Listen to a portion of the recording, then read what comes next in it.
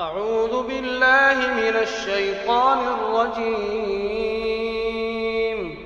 بسم الله الرحمن الرحيم. الحمد لله الذي أنزل على عبده الكتاب ولم يجعل له عوجا قيما لينذر بأسا شديدا من لدنه ويبشر المؤمنين الذين يعملون الصالحات أن لهم أجرا حسنا ماكثين فيه أبدا وينذر الذين قالوا اتخذ الله ولدا ما لهم به من علم ولا لآبائهم كبرت كلمة تخرج من أفواههم إن يقولون إلا كذبا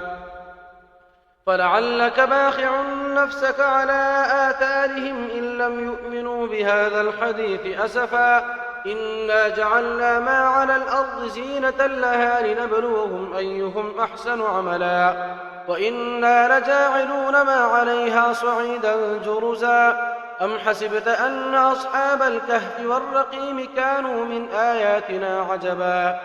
إذ أوى الفتية إلى الكهف فقالوا ربنا آتنا من لدنك رحمة وهيئ لنا من أمرنا رشدا فضربنا على آذانهم في الكهف سنين عددا ثم بعثناهم لنعلم أي الحزبين أحصى لما لبثوا أمدا نحن نقص عليك نبأهم بالحق إنهم فتية آمنوا بربهم وزدناهم هدى فربطنا على قلوبهم إذ قاموا فقالوا ربنا رب السماوات والأرض لن ندعو من دونه إلها لقد قلنا إذا شططا هؤلاء قوم اتخذوا من دونه آلهة لولا يأتون عليهم بسلطان بين فمن أظلم ممن افترى على الله كذبا وإذ اعتزلتموهم وما يعبدون إلا الله فأووا إلى الكهف ينشر لكم ربكم من رحمته ويهيئ لكم من أمركم مرفقا وترى الشمس إذا طلعت تزاور عن كهفهم ذات اليمين وإذا غربت تقرضهم ذات الشمال وهم في فجوة منه ذلك من آيات الله من يهد الله فهو المهتد ومن يضلل فلن تجد له وليا مرشدا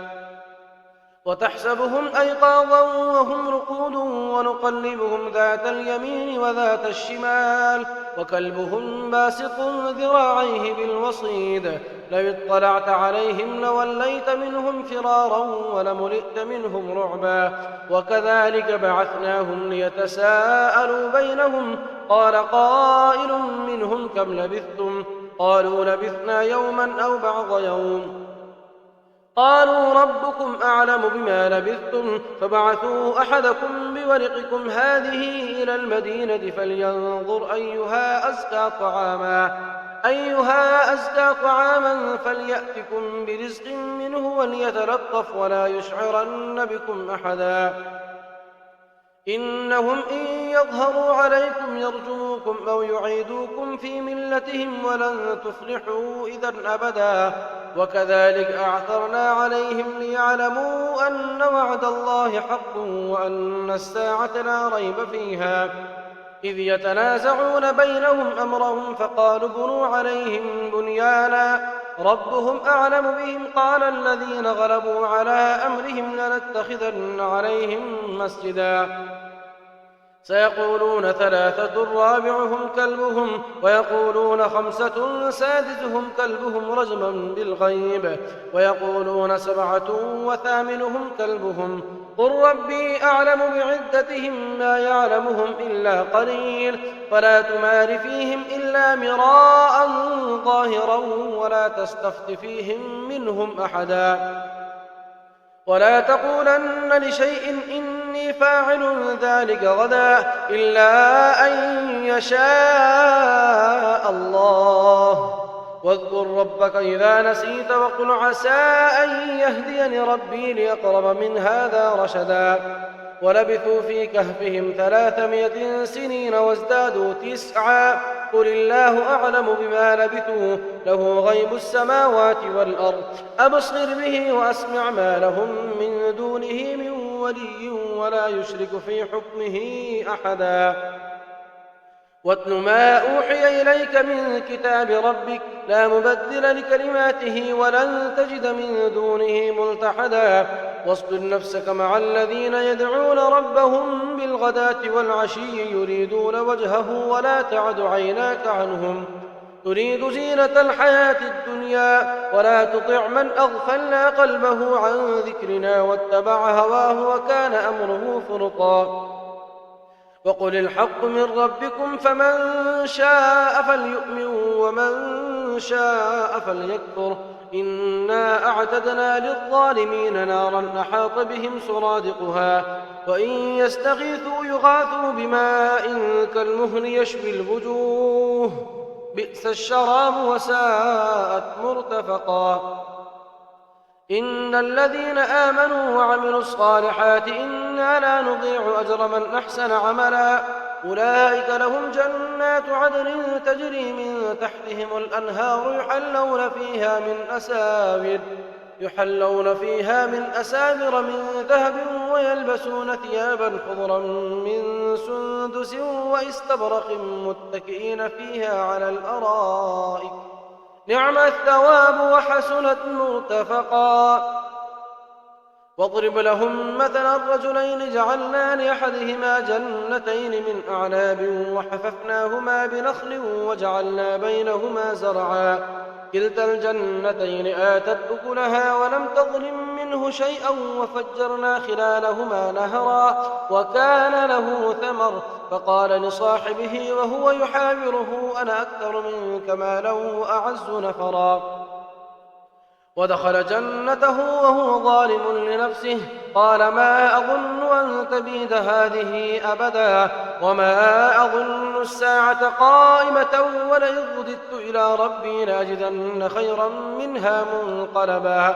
قال له صاحبه وهو يحاوره وكفرت بالذي خلقك من تراب ثم من نطفة ثم سواك رجلا لكن هو الله ربي ولا أشرك بربي أحدا. ولولا إذ دخلت جنتك قلت ما شاء الله لا قوة إلا بالله إن ترني أنا أقل منك مالا وولدا فعسى ربي أن يؤتيني خيرا من جنتك ويرسل عليها حسبانا من السماء فتصبح صعيدا زلقا أو يصبح ماؤها غورا فلن تستطيع له طلبا أو حيط بثمره فأصبح يقلب كفيه على ما أنفق فيها وهي خاوية على عروشها ويقول يا ليتني لم أشرك بربي أحدا. ولم تكن له فئة ينصرونه من دون الله وما كان منتصرا. هنالك الولاية لله الحق هو خير ثوابا وخير عقبا. واضرب لهم مثل الحياة الدنيا كماء إن أنزلناه من السماء فاختلط به نبات الأرض فأصبح هشيما تذروه الرياح وكان الله على كل شيء مقتدرا. المال والبنون زينة الحياة الدنيا والباقيات الصالحات خير عند ربك ثوابا وخير أملا. ويوم نسير الجبال وترى الأرض بارزة وحشرناهم فلم نغادر منهم أحدا وعرضوا على ربك صفا لقد جئتمونا كما خلقناكم أول مرة بل زعمتم أن لن نجعل لكم موعدا. ووضع الكتاب فترى المجرمين مشفقين مما فيه ويقولون يا ويلتنا ما لهذا الكتاب لا يغادر صغيرة ولا كبيرة إلا أحصاها ووجدوا ما عملوا حاضرا ولا يظلم ربك أحدا. وإذ قلنا للملائكة اسجدوا لآدم فسجدوا إلا إبليس كان من الجن ففسق عن أمر ربه أفتتخذونه وذريته أولياء من دوني وهم لكم عدو بئس للظالمين بدلا. ما أشهدتهم خلق السماوات والأرض ولا خلق أنفسهم وما كنت متخذ المضلين عضدا. ويوم يقول نادوا شركائي الذين زعمتم فدعوهم فلم يستجيبوا لهم وجعلنا بينهم موبقا. ورأى المجرمون النار فظنوا أنهم مواقعوها ولم يجدوا عنها مصرفا. ولقد صرفنا في هذا القرآن للناس من كل مثل وكان الإنسان أكثر شيء جدلا. وما منع الناس أن يؤمنوا إذ جاءهم الهدى ويستغفروا ربهم إلا أن تأتيهم سنة الأولين أو يأتيهم العذاب قبلا. وما نرسل المرسلين إلا مبشرين ومنذرين ويجادل الذين كفروا بالباطل ليدحضوا به الحق واتخذوا آياتي وما أنذروا هزوا.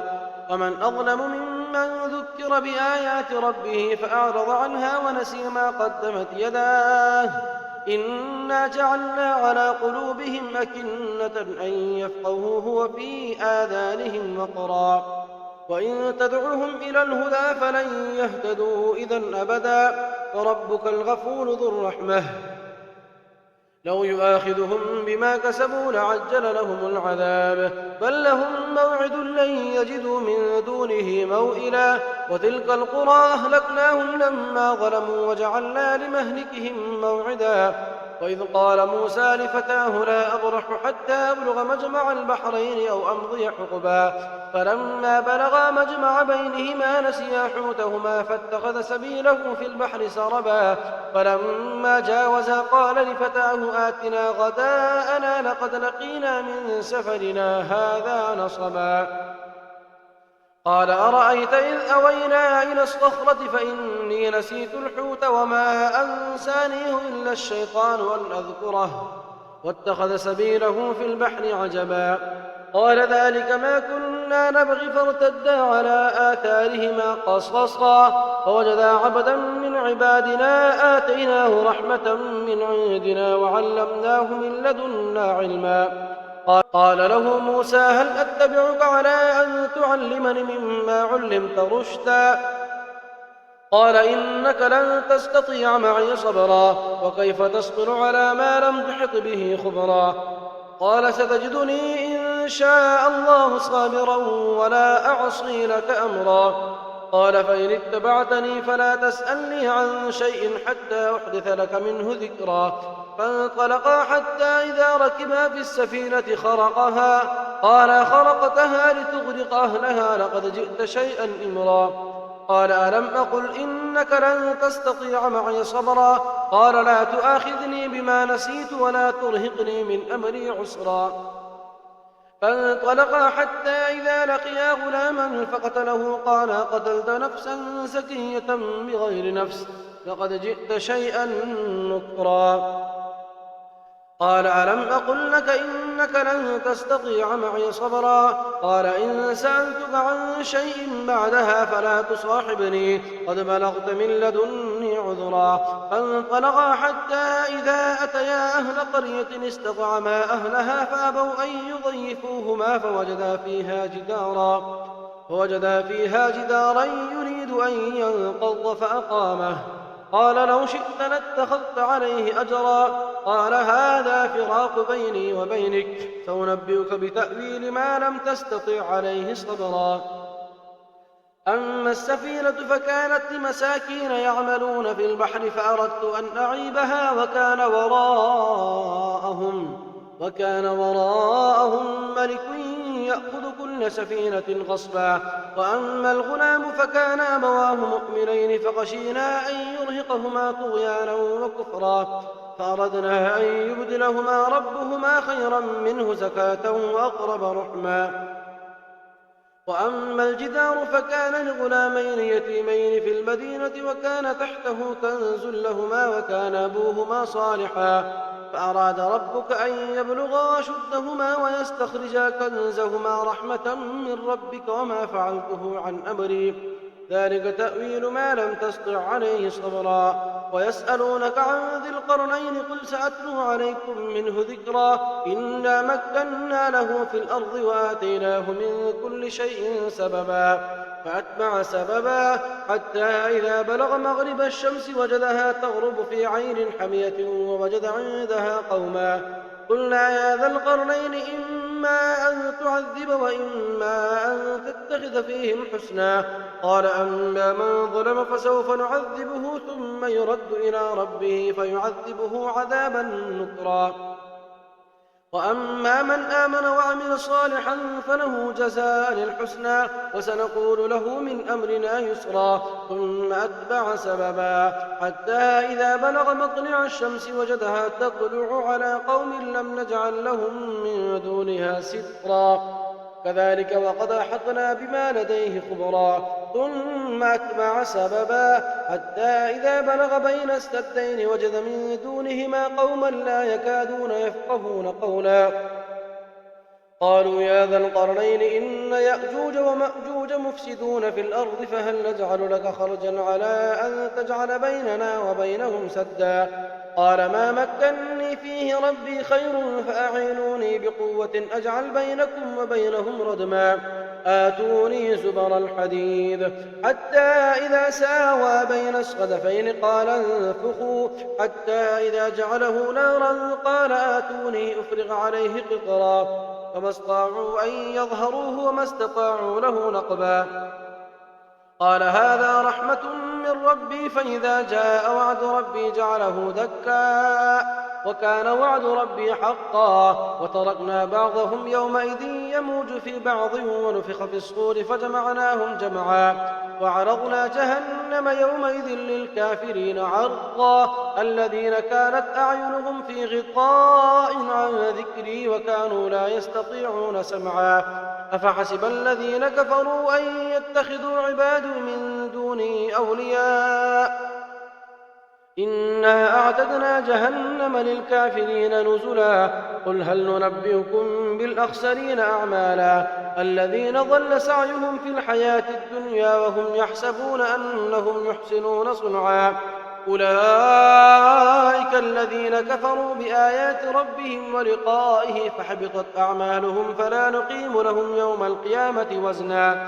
ذلك جزاؤهم جهنم بما كفروا واتخذوا آياتي ورسلي هزوا إن الذين آمنوا وعملوا الصالحات كانت لهم جنات الفردوس نزلا خالدين فيها لا يبغون عنها حولا قل لو كان البحر مدادا لكلمات ربي لنفذ البحر قبل أن تنفذ كلمات ربي ولو جئنا بمثله مددا قل إنما أنا بشر مثلكم يوحى إلي أنما إلهكم إله واحد فمن كان يرجو لقاء ربه فليعمل عملا صالحا ولا يشرك بعبادة ربه أحدا